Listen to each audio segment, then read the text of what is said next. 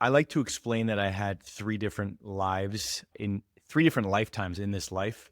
I had my life before I got ill, which was when I was a jiu-jitsu world champion, Pan American champion. I was traveling around the world, competing in jiu-jitsu, like super fit, could eat whatever I wanted, was working at different companies, making good money, living in New York City, and honestly could do whatever I wanted whenever I wanted. Like I could eat a pie of pizza and compete in jiu-jitsu 3 hours later. I didn't understand that there were limitations. I didn't understand that. I, I personally, I thought people who had depression were mentally weak. That's the vantage point that I came from back then. So I will call this arrogant bro Josh. All right. And then I had another lifetime that started in October 2013 when I got severely ill. Okay. We're talking tormented mental thoughts, panic attacks, despair, depression. I mean, I was feeling suicidal. Literally every single day was a challenge to stay alive. I couldn't sleep. I was getting full body panic attacks in the middle of the night. I was getting like electrical shocks throughout my whole body.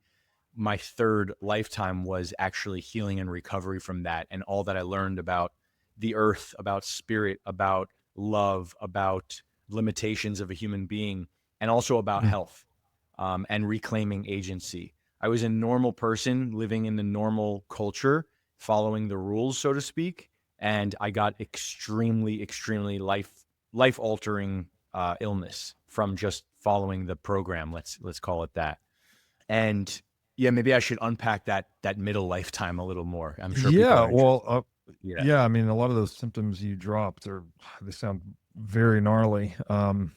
Yeah. And as we connected when I was going through my own health stuff, which I've still go through, but I've made a lot of progress. Um, I never got to that level that you're describing. So I guess I'm curious, like,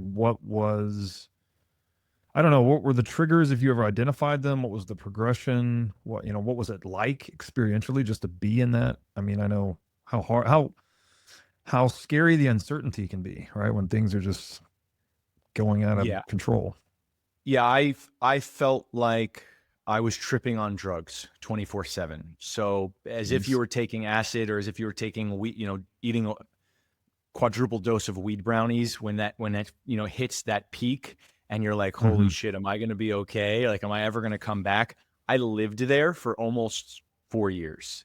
Uh, Now, it at that when you sustain those kinds of spaces, you're obviously not as altered, and it's not drug. There's no drug, so it's not drug induced, and it's different. But that level of loss of agency, of loss of hope, of loss of faculty, and feeling like you're even in this body, mhm. that was something that I had to live with nonstop for 3.5 years.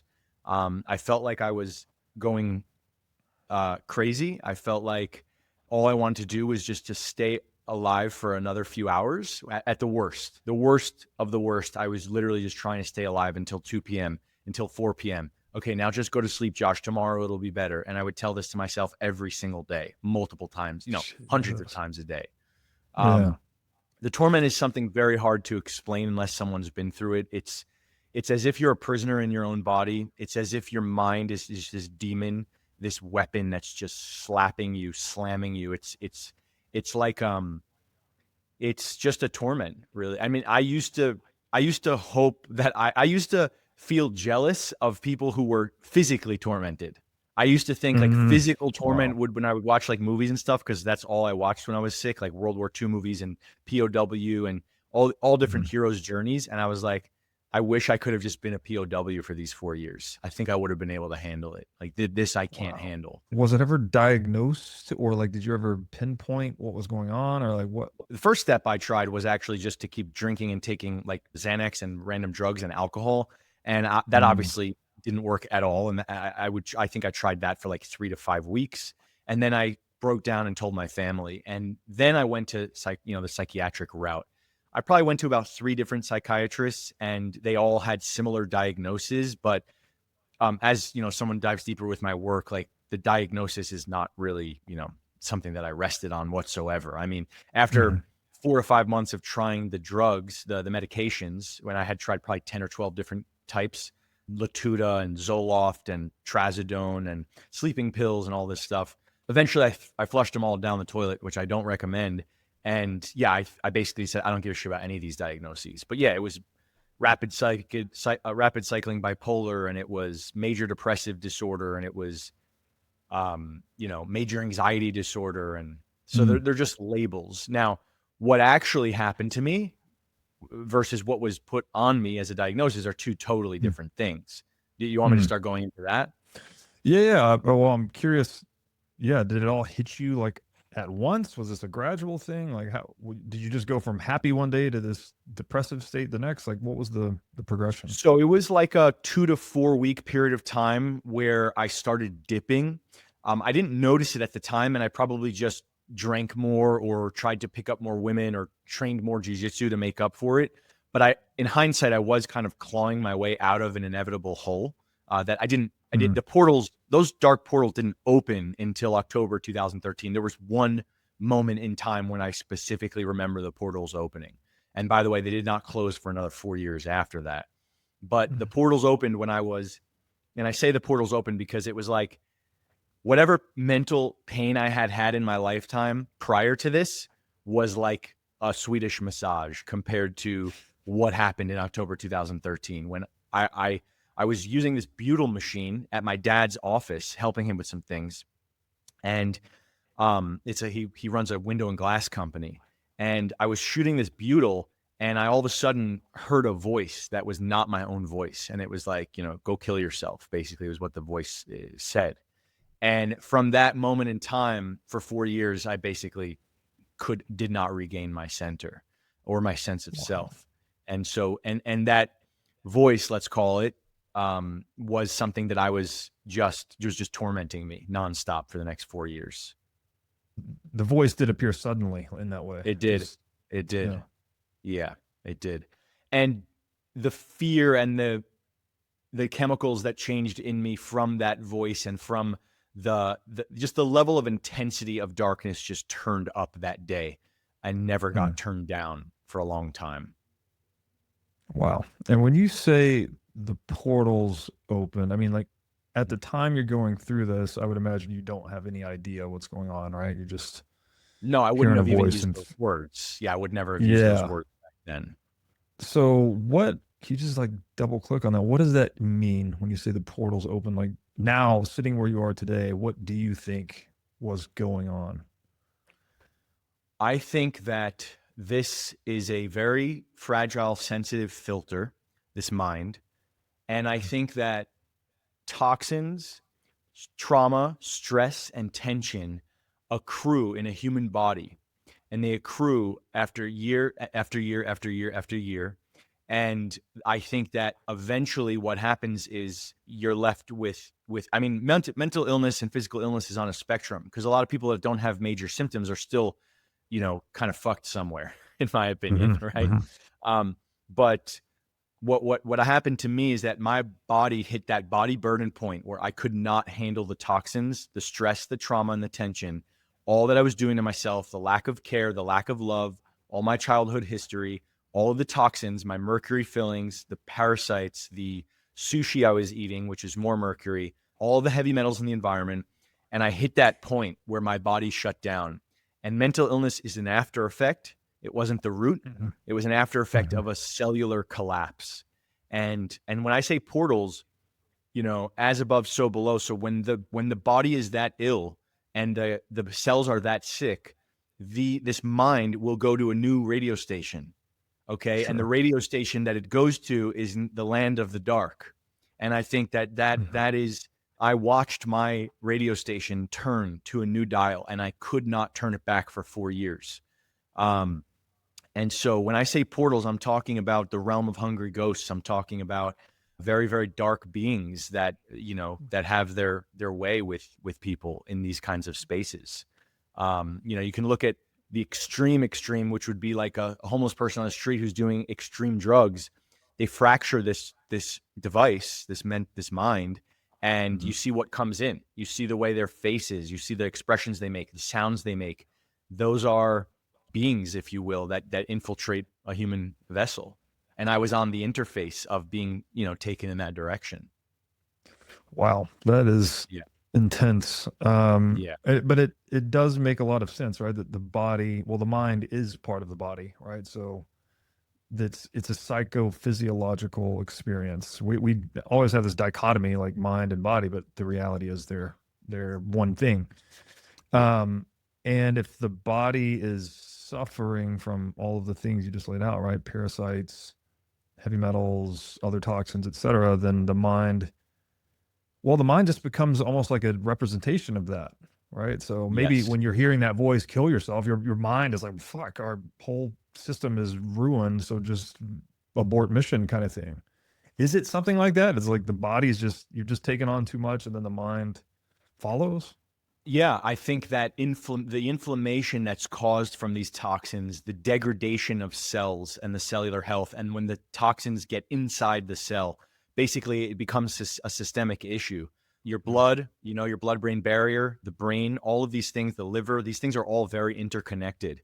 And when they start going down, the mind just follows suit. I mean, I've worked with a lot of Navy SEALs and guys who are elite mental samurai warriors, and they get sick, they can still stay afloat and they can still cope, but they still are feeling extreme illness at times. And Hmm. so no matter how strong the mind is in terms of what you've cultivated, let's just say Hmm. the brain begins to connect to the wrong station, right? Because you can train the mind, but when your actual brain is diseased or unhealthy or inflamed, toxic, it's real, you're climbing uphill. Does that make Hmm. sense? Hmm. No, it totally makes sense. And I've also just experienced a more limited version of that many times. Like when I was really in the throes of the gut inflammation, actually, when we were working together was Yeah. part of that period.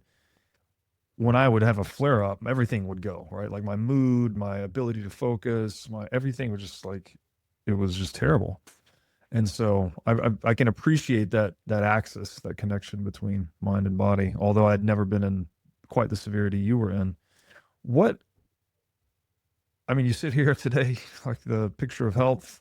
You do this now for a business, so you obviously found the road to recovery, right? What does that look like, and what false turns did you take along the way? Totally. Well, let's talk about the faults because that's the that's a big one. So, um, I started by after the psychiatric route, I tried to then take some holistic measures, and I actually went to the Amazon jungle and I did 31 ayahuasca ceremonies over the course of about 9 or 10 months and multiple visits. I lived in the Amazon for 6 months in one stint, and that's we can talk a lot about that. That's a big journey. I mean, ayahuasca is intense. It's full on. It's not for everyone. I would say I'm not a huge fan in hindsight of Hmm. blasting a human brain with psychedelics, but happy to answer any questions on that. But long story short, I after that I was about to take the iboga route because I had already tried fasting, juice fasting, sweat lodges, and meditations, mantras, chants, and yoga, and ayahuasca, and distilled water fasting. And I mean, just my spiritual practice was full time, every single day, self care. All I did was caddy at a country club because it was mindless, and I would carry the 2 golf bags and make my 150 bucks, spend my money on my health, buy supplements, fast, pray, chant, and meditate. And I did this full time for almost 3 years, and then go to the jungle when it was the winter in New Jersey, so I couldn't caddy. I couldn't hold a normal job. Believe it or not, in hindsight, I caddied, and the caddy yard was filled with heroin addicts. If you ever go to a caddy yard, or if you're a caddy, you know there's a lot of drug addicts there because it's easy cash, um, and it's relatively mindless work, relatively. And it was funny. I wasn't a drug addict, but I felt in the same spaces. I Sure. felt tormented to the same degree. Here I was like this, perfect daily routine of drinking distilled water, greens juice, eating perfectly, and I'm working with degenerate heroin addicts every single day. But I feel like them, right? Mm. I felt like them, um, and so eventually, I just kept going down that route. It wasn't working, and my final chance at life was, and this was after 3.5 years, was to go to the jungle a fourth time and do iboga. in Gabon. And I had bought my flight. I paid a shaman, opened up credit card debt. And then I had very, very miraculously in the 48 hours before that flight, which I believe that would have killed me. If I would have went to Gabon, I'm certain that would Mm. have killed me. I was already 30 pounds underweight, emaciated, couldn't digest food, just tormented every single day. Felt at that point in time, at the end, I felt like my brain was being burned by battery acid. I'd had physical feelings of my brain being burned. Okay. And the only way I can describe it is like it felt like battery acid. And there's only a couple other people who have ever told that to me. And they've all had the same thing that I had, which is severe mercury poisoning. Okay. Wow. And so I found out about mercury poisoning online through a story when I was 48 hours away from getting on that plane. And I broke down in tears and I called my mom in the room. I was living with her at the time. And I called my dad on the phone and I just said, guys, I was 2 days away from going to Africa. You don't understand what I've been through in these last 3.5 years. I've spent every penny I have. I have no money, no will left. I need help. And I think I found out what it is. And I showed them an article, and it was from an amazing woman named Connie Fox, an angel, really, really beautiful woman and an unbelievable spirit. And she had the same thing that I had 10 years prior. She wrote multiple blogs about it. And it was the first time I had ever related to another human being about mental illness. I had read hundreds of books on mental illness, on all different kinds of shamanic initiations and this and that. Her story was the only thing that hit me hard. We're talking about little details like a cabinet door could almost set me on my ass. Like a cabinet door closing too hard would shock my spine, and I feel like I would almost be put to my knees. Not quite, but like where Wow. I would be altered for 20 to 40 minutes from a cabinet door closing too hard. That's the level of nervous system frying. Okay? And she said the exact same thing. She said the exact same thing, and I was shocked to have ever heard another human being go through that. And so when I broke down to my family, I showed them the story, and they said, well, okay, maybe this is true, probably not, but we'll help you. And that was the Mm. first time I had ever had my help from my parents after 3.5 years. Mm. That is when I began the true journey, which was a journey of gut healing, mast cell stabilization, mucous membrane and tight junction healing, uh, binders, heavy metal chelation, parasite killing, and a few other things along the way that have completely changed my life. And I don't even know who that guy, I have no understanding of who that guy was. I literally, like I said, it's a different lifetime. And recovery isn't even the word. I just don't even know who that guy is. It's a new lifetime.